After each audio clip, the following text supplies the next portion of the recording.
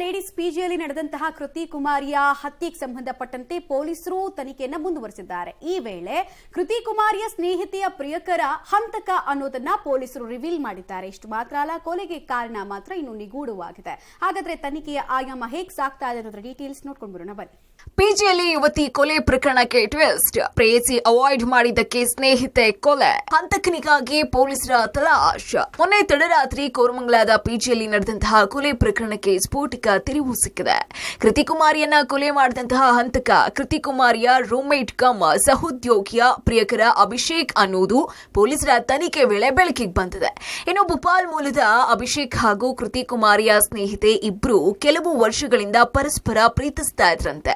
ಬೆಂಗಳೂರಿಗೆ ಕೆಲಸ ಅರಸಿ ಬಂದಂತಹ ಅಭಿಷೇಕ್ ಪ್ರಿಯತಮೆ ಕೂಡ ಕೃತಿ ಕುಮಾರಿ ಕೆಲಸ ಮಾಡ್ತಾ ಇದ್ದಂತಹ ಕಂಪನಿಯಲ್ಲಿಯೇ ಕೆಲಸಕ್ಕೆ ಸೇರ್ಕೊಂಡು ಒಂದೇ ಪಿಜಿಯಲ್ಲಿ ವಾಸವಾಗಿದ್ರು. ಕೋರಮಂಗಲದ ಪಿಜಿಯಲ್ಲಿ ನಡೆದ ಯುವತಿಯ ಕೊಲೆ ಪ್ರಕರಣ ಸಂಬಂಧ ಕೊಲೆಗಾರನ ಗುರುತನ್ನ ಪೊಲೀಸರು ಪತ್ತೆ ಮಾಡಿದ್ದಾರೆ. ಮಧ್ಯಪ್ರದೇಶದ ಭೋಪಾಲ್ ಮೂಲದ ಅಭಿಷೇಕ್ ಕೊಲೆಗಾರನ ಪಟ್ಟವನ್ನ ಹೊತ್ಕೊಂಡಂತಹ ವ್ಯಕ್ತಿ. ಕೊಲೆಯಾದಂತಹ ಕೃತಿ ಕುಮಾರಿಯ ರೂಮ್ಮೇಟ್ ಆಗಿದ್ಲು ಈ ಅಭಿಷೇಕನ ಗರ್ಲ್ ಫ್ರೆಂಡ್. ಹೀಗಾಗಿ ಆಗಾಗ್ಗೆ ಬೆಂಗಳೂರಿಗೆ ಬಂದು ಸಾಕಷ್ಟು ಹೊತ್ತು ಪಿಜಿಯಲ್ಲೇ ಉಳಿದುಕೊಳ್ಳುವ ಕೆಲಸವನ್ನ ಕೂಡ ಮಾಡ್ತಿದ್ದಂತೆ. ಆದರೆ ಏಕಾಏಕಿ ಕೃತಿ ಕುಮಾರಿಯನ್ನ ಚುಚ್ಚಿ ಕೊಲೆ ಮಾಡುವ ಮಟ್ಟಕ್ಕೆ ಈ ಅಭಿಷೇಕ್ ಬಂದ್ಬಿಟ್ಟಿದ್ದ. ಇನ್ನು ಭೋಪಾಲ್ನಲ್ಲಿ ಯಾವುದೇ ಕೆಲಸ ಕಾರ್ಯ ಇಲ್ಲದೆ ಇದ್ದಂತಹ ಅಭಿಷೇಕ್ ಆಗಾಗ ಬೆಂಗಳೂರಿಗೆ ಬಂದು ಪ್ರೇಯಸಿಯೊಂದಿಗೆ ಕೆಲ ಕಾಲ ಸುತ್ತಾಡ್ಕೊಂಡು ಹೋಗ್ತಾ ಇದ್ದಂತೆ. ಆದ್ರೆ ಕೆಲಸ ಇಲ್ಲದೆ ಓಡಾಡ್ತಾ ಇದ್ದಿದ್ರಿಂದ ಅಭಿಷೇಕ್ ಹಾಗೂ ಪ್ರೇಯಸಿ ನಡುವೆ ಜಗಳ ಆಗಿ ಪ್ರೀತಿಯಲ್ಲಿ ಬಿರುಕು ಮೂಡಿತ್ತಂತೆ. ಇದರ ಮಧ್ಯೆ ಕೆಲಸಕ್ಕೆ ಸೇರ್ಬೇಕು ಅಂತ ಅಭಿಷೇಕ್ಗೆ ಪ್ರೇಯಸಿ ಹೇಳಿದ್ದಾಳೆ. ಆದ್ರೆ ಕೆಲಸಕ್ಕೆ ಸೇರಿದ್ದಾಗಿ ಸುಳ್ಳು ಹೇಳಿದ್ನಂತೆ.